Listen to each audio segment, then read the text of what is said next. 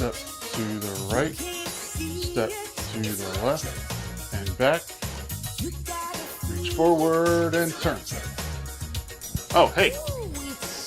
Hey, Eagle fans, it's EaglefanKarl. Sorry about that. I was practicing my electric slide moves, getting ready to celebrate with the Eagles as we had another great win against Chicago Bears on Sunday. Just want to quick share a couple thoughts with you about the game and what I thought. Absolute domination by the defense. This defense keeps getting better and better every week.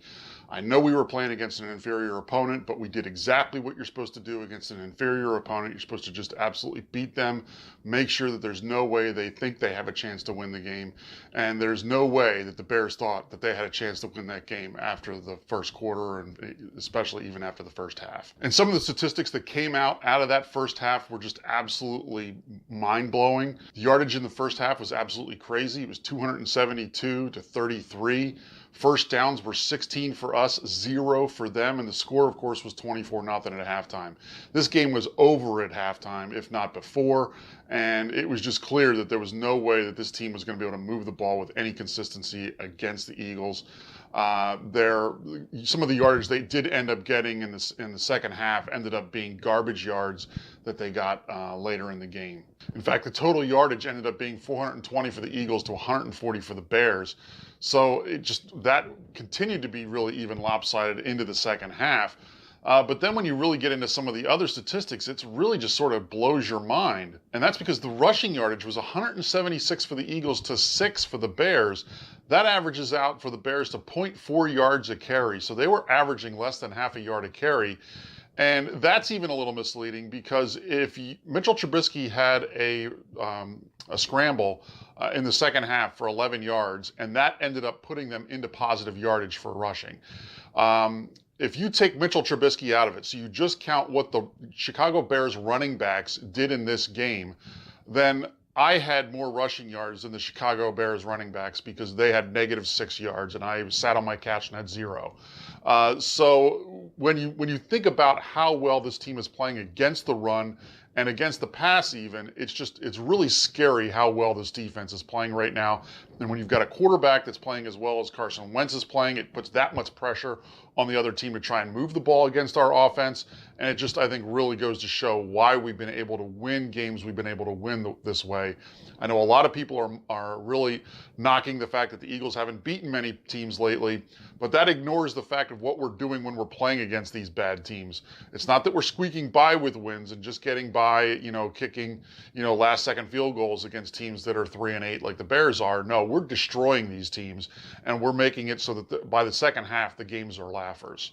And the other thing to really think about with all this is we didn't even really play our best game yesterday. We actually had 4 turnovers in this game. We were a -1 in turnovers for the game.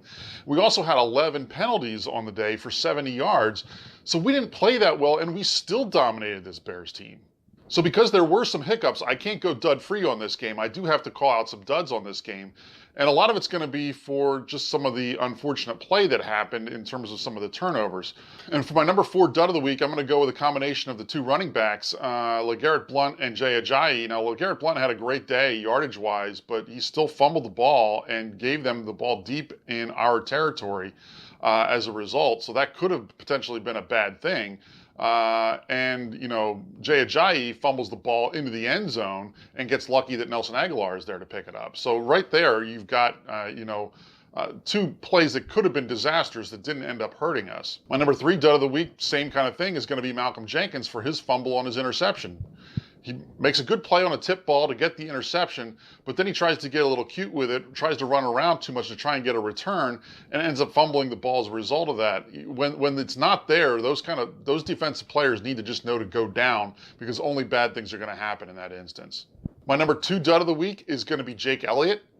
You can't make a kickoff out of bounds. When you're playing against a bad team and you kick the ball off, it can't go out of bounds because that gave them incredibly good field position and could have been a real problem for us. Ended up it didn't because the Bears couldn't move the ball against us. But that still could have gotten some momentum going in, and against a better team, that really could have been a problem. So because of that, he's got to make my duds list as well.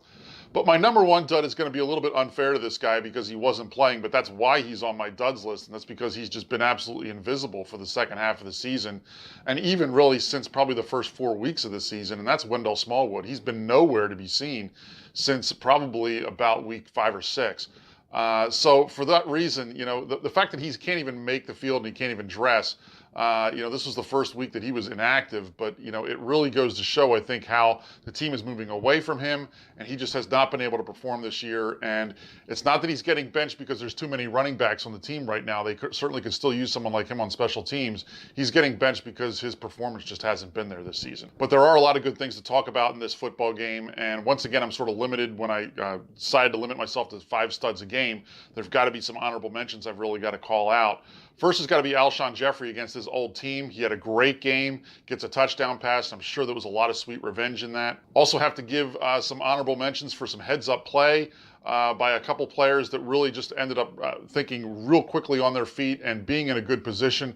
One was to Kenyon Barner for pulling Watkins out of the way of that one punt that could have become a problem if he touches that and the Bears grab it. It's their ball. So that could have really become a problem, but, Barner saw what was happening, pulled his guy away from the ball so that wasn't going to be an issue. The other guy that really made a real good heads-up play was Nelson Aguilar on the Jay Ajayi fumble. He's there pursuing the play, and he wasn't even on that side of the field. If you look at the replay, he's on the other side of the field and really is coming downfield and really to be able to jump on that ball then when it gets fumbled. Someone was joking on Twitter, he was running downfield because he wanted to be part of the touchdown celebration, which has become obviously a big routine with the Eagles since we've been scoring so many this year. But really, no, I think it was just good hustle on a player's part to be down there. He's trying to see what he can do to get a block maybe downfield, and as a result, he's there to fall on the ball when that ball gets fumbled into the end zone. And as a result, he gets credit for a touchdown. And then the final guy I want to give an honorable mention to is Vinny Curry. And really, I could put a lot of defensive players on this, and you'll see that on my actual studs list too. But Vinny Curry had another great game, had a great play in a tackle for a loss against one of their running plays that really, I think, sort of set the tone early in that game that it was going to be really hard for this Bears team to run against us. But let's go ahead and take a look at the studs that I do have. My number 5 stud is going to be Carson Wentz. He continues to be on fire for this team and really continues to play at a high level. As I had pointed out before, the franchise record for consecutive games with 2 or more touchdown passes was 7 coming into this game, and Carson Wentz has now tied that. So if he throws 2 touchdown passes this coming Sunday against the Seattle Seahawks, he will then set a new franchise record for consecutive games with 2 or more touchdown passes. He also had his 5th game this season with 3 or more touchdown passes, and that is 1 off the franchise record for games in a season with 3 or more touchdown passes. So he only needs 1 more to tie that record for the franchise as well. My number 4 stud is going to be one of his favorite targets, Zach Ertz. First guy on the team to go over 100 yards receiving. I think that goes a lot to show just how well balanced this team is right now, that we haven't had a 100-yard receiver before this game. But Zach Ertz really stepped up after having a down week against Dallas, and of course he had missed the Broncos game with the injury. So I think it really shows that Zach Ertz had sort of really come back, and it's important because you're really going to need him for the stretch run as we go into the last part of the season. But no surprise, the way this game went out, my top 3 stars are all going to be from the defensive side of the ball. Number 3 is going to be Fletcher Cox. He's the heart of that defensive line. That defensive line is playing incredibly right now, and really I think it just goes to show how much he really means to this team. When he's playing at the top of his game, it's really hard for anyone in this league to run against this team. And a lot of what he does doesn't always show up in his stat sheet because he just occupies blockers and allows other guys to make plays. But he had another great game, so Fletcher Cox gets on my studs of the game list. My number 2 stud of the week is going to be Brandon Graham. He had 5 tackles. He had 2 of those were tackles for loss. He had a forced fumble. He had a quarterback hit. He had a sack. All of these things, he was just absolutely being an absolute beast the whole game and causing problems, whether it was against the running game or against the passing game. And you really have to give Brandon Graham a lot of credit.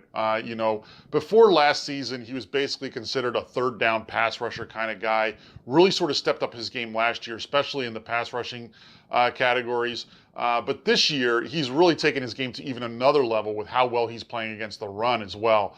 So Brandon Graham is really playing at a high level right now. It's great to see, and he's absolutely worthy of the second stud of the week. But my number one stud of the week has got to be, I want to try and give it credit to the defense as a whole. So the way I'm going to do that is I'm going to give the number one stud of the week to Jim Schwartz. He is calling absolutely great defenses. He's got that team playing at such a high level, and that unit is playing so well right now.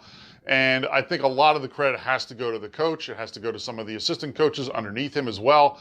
But Jim Schwartz is really coaching well and really calling a great defense against teams. When you're supposed to beat them and they've got inferior offenses, then what the Eagles did against the Bears last week is what you're supposed to do. Think about it this way with how well this defense is playing, though.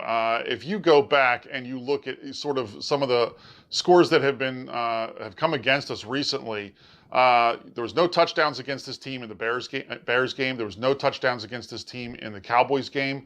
There was only one meaningless touchdown against us in the second half after the game was wrapped up in the Broncos game.